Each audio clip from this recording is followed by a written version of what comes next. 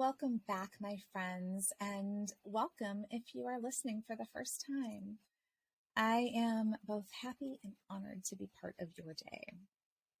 Today, I am circling all the way back to the very beginning of our story, almost 6 years ago to the day, to share another layer of the chaos that I've kept pretty quiet up until now.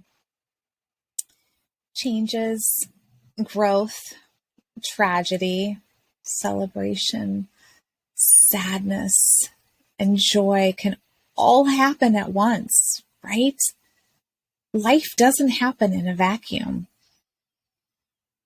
Other than brief appearances here and there, I've rarely talked about any of our family members on either side, other than the six of us. And there are a lot of reasons for that. But today I'm going to talk about my sister.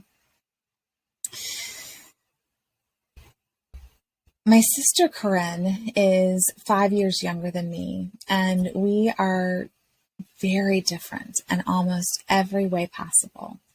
Looks, temperament, interests, loves of people, places, and things. And as the oldest, I'm the oldest, she is the youngest in the family, we adhered to those roles really into middle adulthood. Corinne lit up every room she walked into. She loved to travel. She loved her work, and she loved her friends. And even though our life paths were quite different, she loved me and Steve and her little nieces and nephews.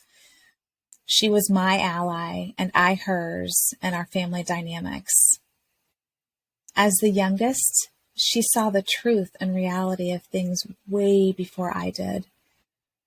Her coping mechanisms were to cut people off and keep me moving forward, whereas mine were those of the peacemaker and creating mental narratives that allowed me to remain in the system. She was not warm and fuzzy, and she used her sharp tongue and intelligence as a weapon when she felt wronged. She was guarded and let few people in. But oh my goodness, she had the best laugh. She had a silly, quirky sense of humor, and she could debate anyone for days. She has stayed with me for weeks, sometimes months at a time throughout our adulthood. She spent holidays and birthdays and just regular days hanging out with me and my growing little family. She even insisted on being in the delivery room for Grace's birth, which in hindsight was probably not the best idea given that it ended in an emergency C-section. We've had knockdown, drag-out screaming matches, as most sisters do, and we've had moments of silent acknowledgement of pain. When Connor came out as gay to Steve and me in February of 2017, I did not tell Corinne. Her sharp tongue had been teetering on the line of cruelty, and she had become increasingly unpredictable in the way she would respond. So I had set a pretty strong boundary. As you know from hearing our story, our focus became 150% on the ever-changing and scary dynamics of Connor's coming out, as well as the energy to support Isabel, Grace, and Rowan. And I had nothing left for anyone else. And something inside of me kept me from sharing any of this with my sister. When I finally shared what had been going on, her response was cold and quite confusing, and so the boundary became stronger. We talked less and less, and even when we did, there were often long moments of silence. A few months before Connor was set to return home from the therapeutic boarding school in the spring of 2018, it became very clear that something was very wrong with Corinne. Strange behavior during a well check snowballed into Steve and me driving into the city to pick her up from an apartment that rivaled any episode from Hoarders. And that then rolled into a hospital stay, a battery of tests, and a confirmation that what was going on had nothing to do with substance abuse, but something far more concerning. Something was going on with her brain. I will never, ever forget the look on her face the night that I brought her to our house.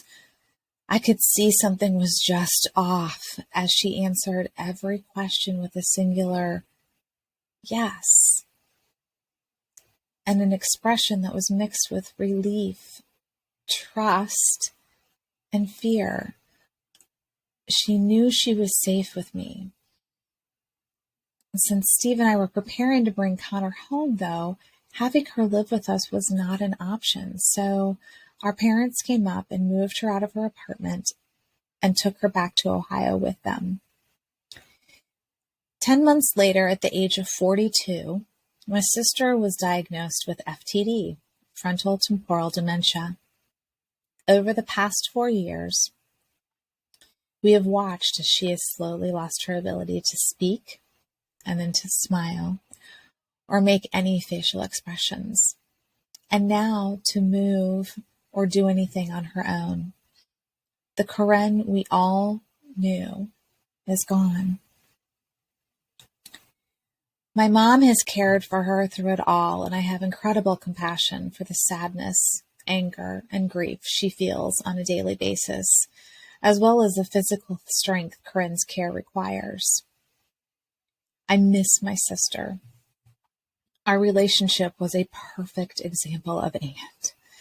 She was difficult and self-involved, and she was loyal and had a good heart. I am sad that she has missed her nieces and nephews growing up. She would have been so proud of each one of them.